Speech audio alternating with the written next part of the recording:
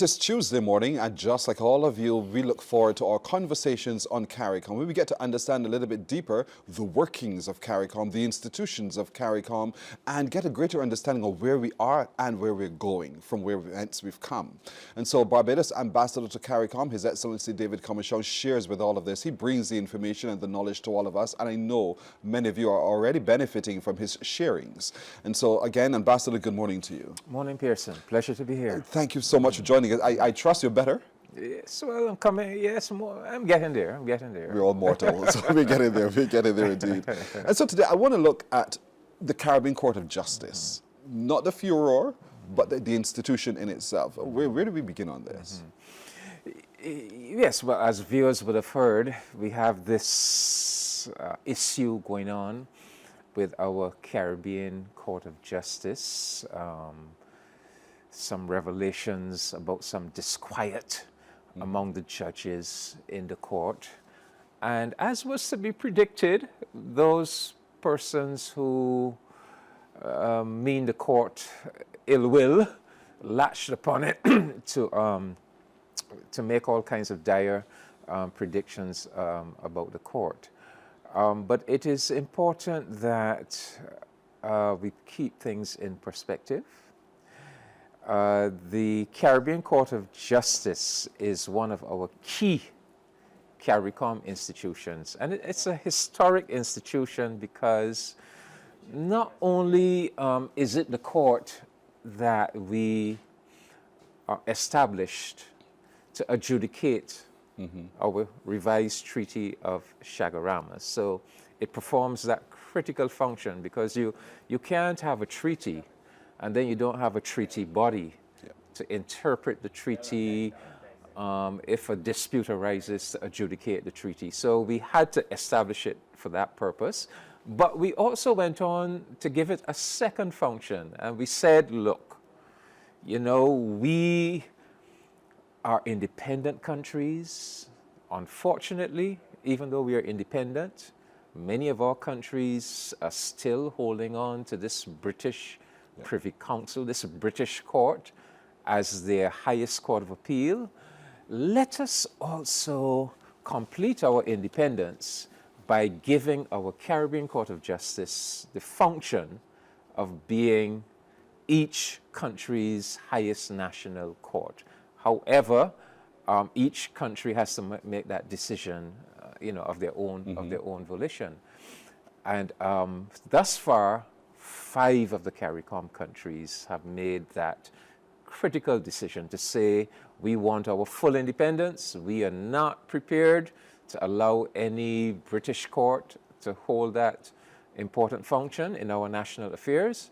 And I'm so proud to say that Barbados was the first CARICOM country that signed on to the court, both being the court for the revised Treaty of Chaguaramas, but also our highest national court. So the court was actually put in place between 2001 and 2005. It became operational in 2005. And of course, several Barbadians had a big role to play in helping to establish the court. Sir David Simmons, for example, who would have been Chief Justice of Barbados back then. Prime Minister Mia Mottley, who was our Attorney General back then, former Prime Minister Dr. Kenny Anthony of St. Lucia. These are some of the, in addition to others, but these are some of the key players. So now that the court is under this kind of scrutiny and even attack, I think it's important that we do some public education so Caribbean people could understand exactly what this institution is, why it is so valuable, and to address an issue that has always been bandied about. Is it an independent institution, insulated from outside interference and especially from political interference? And I can tell you that yes, it is. Yes. So let's start there, if you don't mind. And in terms of its construction, and how do you separate yourself? How are they able to maintain that level of integrity after all these years being the Caribbean Court of Justice? Well, when the architects set it up, obviously that was one of the issues that they had to guard against. So I would say there are two aspects of it that really speak to that independence. First of all, it's funding. You know, they were very clear that they did not want this court beholden to governments for funding. So they said to all of the CARICOM governments, look, we are going to establish a trust fund. So put in, everybody make their contribution at the very outset. So they established a $100 million US million trust fund. And that trust fund has been placed under a board of trustees that is extremely widespread. So the board of trustees includes the heads of the insurance associations of the Caribbean Institute of Chartered Accountants, the Association of Indigenous Banks of the Caribbean, the Organization of Commonwealth Caribbean Bar Associations, the Caribbean Congress of Labor, the Caribbean Association of Industry and Commerce, the University of the West Indies, and the CARICOM Secretariat. So no government institution. So all the governments do, you put up the money to start, we establish the fund, and we put the fund under the management of these regional institutions. So the funding of the court is secure, right? It's permanent and secure.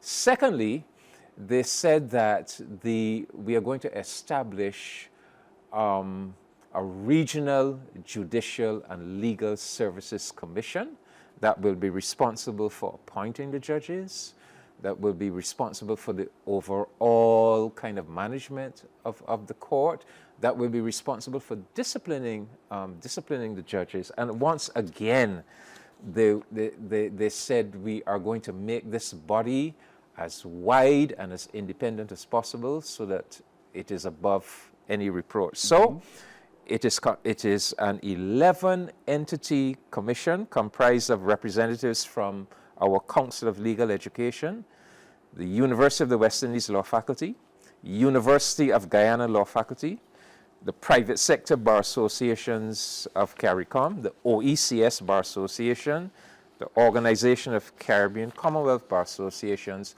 one CARICOM Public Service Commission, one CARICOM Judicial Services Commission, the Secretary and the Secretaries General of CARICOM, and the OECS. So again, very, very broad-based, and it is that commission, as I said, that appoints the judges. It does not appoint the president of the court.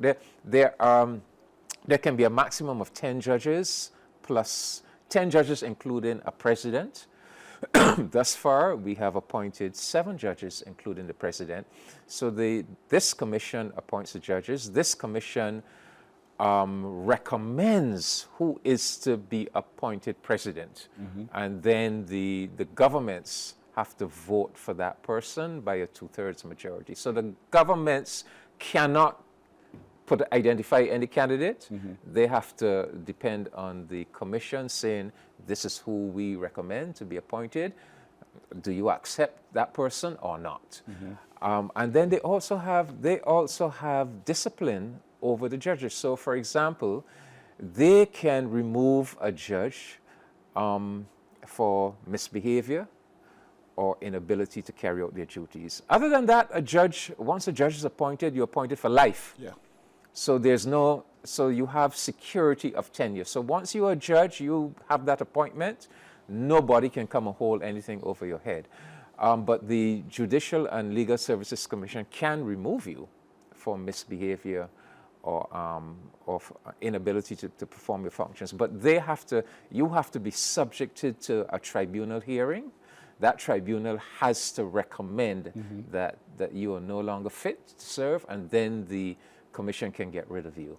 Where the president is concerned, the commission can't get rid of you, but similarly, the commission can subject you to a tribunal hearing. If that tribunal determines that you should go, then the commission can recommend to the governments that this person should go, and then the governments have the, can by a three-quarter vote, can determine whether that person goes or not. So the commission is really like the engine room, controlling things, doing disciplinary hearings, carrying out investigations, setting up any disciplinary tribunal, and they are very, very insulated. So no governmental interference at all. No. Let's look at access now for the CARICOM National, because that's another concern that we tend to have. How does this institution compare with the Privy Council, for instance, as it relates to access to justice? Yes.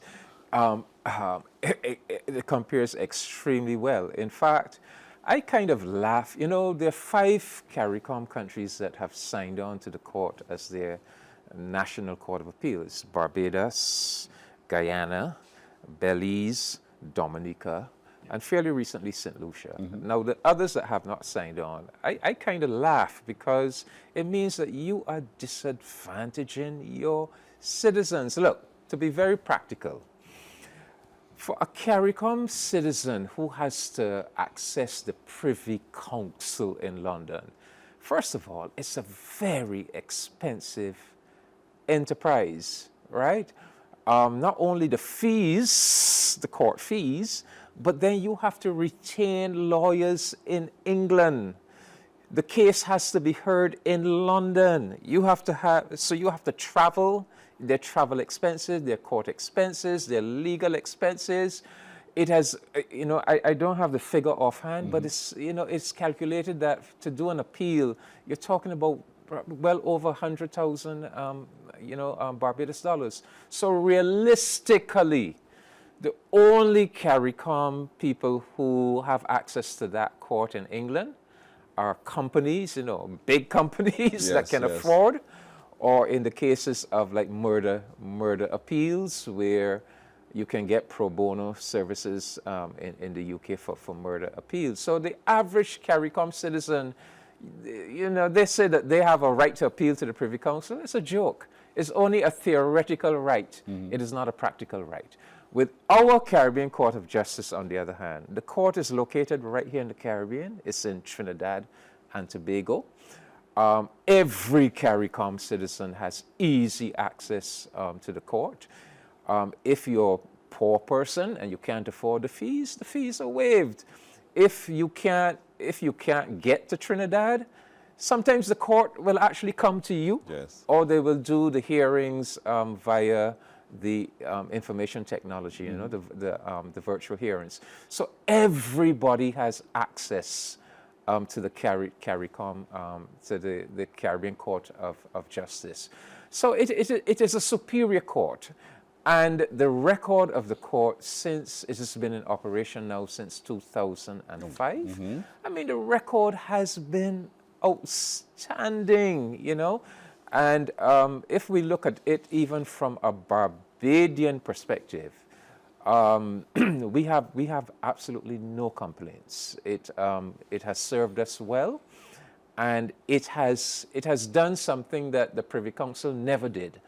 It has played a developmental role, because it has kind of scrutinized our own national court, and where it has found deficiencies, it has chastised our national court and said, you have to pull up your standards here, there, etc. And so we in Barbados have had an experience of the court that is superb. We're having our conversations on CARICOM this week with Barbados Ambassador to CARICOM, His Excellency David Comissiong. We just shared with you the why, the how, and the rationale behind the Caribbean Court of Justice, and why we should celebrate its success over these years since 2005. And so, Ambassador, as I was listening to you, I kept thinking again, as I teased, about Marcus Garvey and his thinking and the institutions he led. Let's look at this institution in relation to the thinking and the philosophy of Marcus Garvey. Well, first of all, I am so proud of Barbados, because I think we can correctly say that what we are celebrating in Barbados this week is Marcus Garvey Week. We should call it Marcus Garvey Week. Yesterday, Monday, the 17th of August, was his birthday. And we have Dr. Julius Garvey, his son, with us, who was at that function last night, and he's going to be doing his own lecture on Thursday, and we are also going to be rededicating the Marcus Garvey Amphitheater in Queen's Park. That's going to happen on Thursday as well. So yes, Barbados, we have had the good sense to identify Marcus Garvey as a critical historical figure that we need to acknowledge and lift up. And you were quite right. Marcus Garvey, over 100 years ago, is really like the key architect of our Caribbean and Pan-African unity and integration and nation building movement. If we go back to the organization that he established in 1914, many people say UNIA, but what was the full name of that organization? Marcus Garvey established the Universal Negro Improvement Association and African Communities League. That's the full name of the organization. And when you look at that full name, it tells you everything.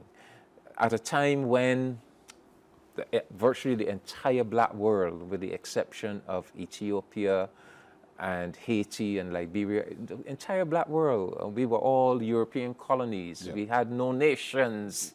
Marcus Garvey lifted up this idea of nationalism, black nationalism, Caribbean nationalism, African nationalism, that we must demand and establish our own nations, but also Pan-African unity, that we not only do we want our nations, but then we want unity among those nations, and we want economic independence, economic self-sufficiency, hence, his establishment of the Black Star Liner and factories and all the rest of it. And so yes, Marcus Garvey is that critical foundational figure that helped to put us on that journey towards nationhood, Caribbean integration, wider Pan-African unity. And we need to know more about him, we need to celebrate him, and we need to be conscious that he had a tremendous influence on Barbados. Yeah. If you go back to the 1920s, virtually every black public man and woman in Barbados who was involved in civic life and activism and struggle was either a member of the UNIA or was seriously influenced by the UNIA. In fact, there were about 5 or 6 branches of the UNIA in Barbados. Clement Payne was a member of the UNIA. Israel Lovell was a president of the UNIA in Barbados. Errol Barrow, I remember Errol Barrow on several occasions talking about going to hear Marcus Garvey speak in Barbados. He visited Barbados twice, but the most significant visit was the one in October 1937, where he spoke. He gave a lecture in Queen's Park, in the area that we now know as the Steel Shed. And a young 17-year-old Errol Barrow was in that audience. And he always described it as a life-shaping experience for him as a young man to listen to the great Marcus Garvey. So yes, Garvey had a tremendous impact on Barbados, on the activists of the 1920s and 30s, and it is right that we regard Garvey as a folk hero, a cultural hero of the Barbadian people. This little Jamaican man had such an influence. He actually impacted Ghana. I remember hearing a speech delivered by President Mahama of Ghana, and he referenced the Garvey philosophy that led to the outcome recently at the United Nations. And so that is the level of the impact of the man. Oh, yes. In fact, the founder leader of Ghana, of independent Ghana, Kwame Nkrumah, said that the writer and the intellectual, the thinker who most influenced him was Marcus Garvey. Wow. And so much so that he took, Garvey established the Black Star Line. which was a steamship corporation. Imagine, back in the 1920s, when black people were at the bottom of the ladder, this man had the audacity to establish what would have been tantamount to like a big international airline today, you know, the Black Star Line. And Kwame Nkrumah, when he came to make Ghana independent and to establish the symbols of independent Ghana, he took that Black Star, the Black Star, and he put that into the flag of Ghana, the independence flag of Ghana, as a kind of nod to Marcus Garvey and Marcus Garvey's ideas of nation building. So yes, Garvey established back at a time, as I said, when we were all colonies, he established a globe-spanning institution. It had hundreds of branches all over the world. It had something like 8 million members, you know. So this was really a fantastic achievement. And what he was saying to black people all over the world, as he said, up you mighty race, you can accomplish what you will. Africa for Africans, those at home and those abroad. You know, he set out the objective that Africa must be independent and Africa must be seen as like a continental homeland of all black people, wherever we are on the face of this planet. So he set in train all of those ideas of fighting for independence in the Caribbean, on the African continent, and then coming together in unity. And in that coming together, there's movement of people. I want to come back for just a moment to touch back on the Caribbean Court of Justice again, because I think you're right. There's a link between Marcus Garvey's philosophy and our establishment of self in the Caribbean as well. And so we have struggled for a little while about freedom of movement until the Caribbean Court of Justice made a decision. Oh, yeah. No, one of the... if you look back on the 20-year history of the Caribbean Court of Justice, and you say, well, what is perhaps the key decision made by that court? And you will have to say it is a Shanique Myrie decision. And that's the decision that very much involved Barbados. Remember this Jamaican lady who came to Barbados, and she had this problem with immigration, and she was deported and all the rest of it.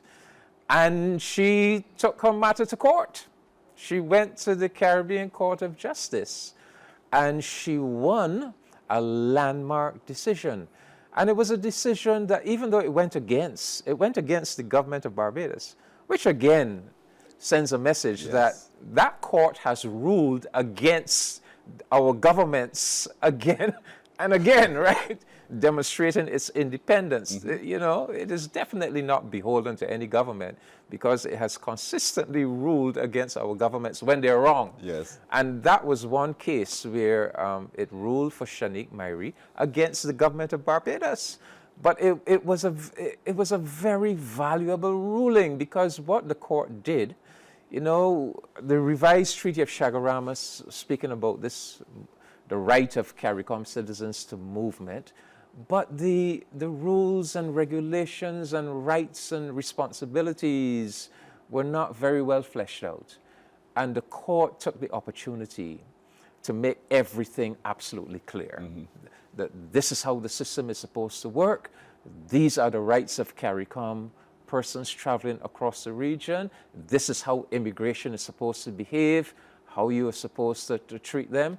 And so, yes, after that decision, right across CARICOM, everybody then got in line.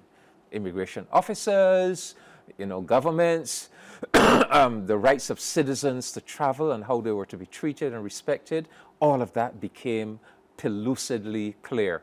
So the court did a real benefit to the entire community by helping us to flesh out that regime and to establish it in a way that there was absolute clarity and certainty. And all CARICOM citizens have since benefited from that landmark landmark decision. I come back to that quotation you just shared, up ye mighty men.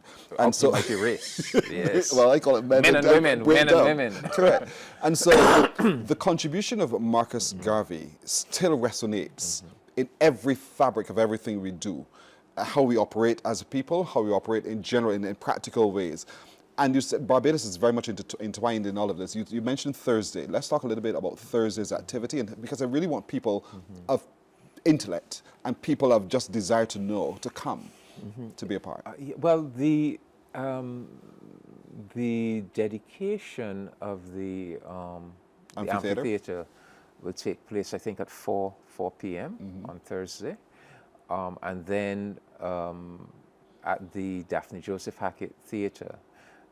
Dr. Julius Garvey, who is a very outstanding surgeon. You know, Marcus had two sons, Marcus Jr.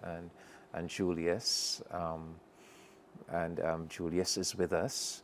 A very outstanding surgeon in his own right, and he has been carrying the legacy of his father, Marcus Garvey, and he will be delivering our emancipation lecture at the Daphne Joseph Hackett Theatre. I suspect, because we know the theatre is a limited seating, but I suspect the whole event will be live streamed, so it should be available to the entire Barbadian populace. But yes, we are very honored to have Dr. Julius Garvey as our very special guest, and we look forward to hearing his message on Thursday. And you know, Dr. Garvey and I, we know each other quite well. In fact, some years ago, Dr. Garvey made a very special request of me. He was doing an international concert to celebrate his father, and he said to me, "Can you organize to have a recording of Arnold Josiah Ford's composition, the Universal Ethiopian Anthem?" Arnold Josiah Ford, a Barbadian, was the musical director of the UNIA. He wrote all the original music, and he wrote this tremendous anthem. And Dr. Garvey asked me to arrange a recording of it, and I was able to get the Marlon Legal Voice Project. And they did a brilliant rendition of the Universal Ethiopian Anthem that Dr. Garvey was able to use in that international concert. And you know, he told me that performance lifted lifted the whole standard of the concert. So Barbadians need to know that many Barbadians played very central roles in the Marcus Garvey organization, made tremendous contributions. In fact, Garvey is on record as saying that the Brooklyn branch of the UNIA, which was basically an all-Barbadian branch, was the #1 branch, was the #1 branch. And he was so impressed with the Brooklyn branch. So yes, when you talk Marcus Garvey and the UNIA, you're also talking Barbados and Barbadians. So much of which we can be proud indeed. So as always, a pleasure learning from you, Ambassador Comissiong, on all of this. And so folks, I hope you take away the respect we ought to have for the Caribbean Court of Justice, understanding the institution and its integrity and its independence. And in spite of everything else, these things happen from time to time. One self-regulates, and then we get it right yet again. But not to be too much worried about what you've been reading in the news recently. And then you also remember the philosophy of Marcus Mosiah Garvey and what he's left for all of us. Up ye mighty race. And so we need to be able to follow that call to action and to be able to position oneself in the might that we already possess and need to make a tremendous difference. Thank you again, Ambassador. My pleasure, Pearson. As always. Morning, morning, morning. Good morning.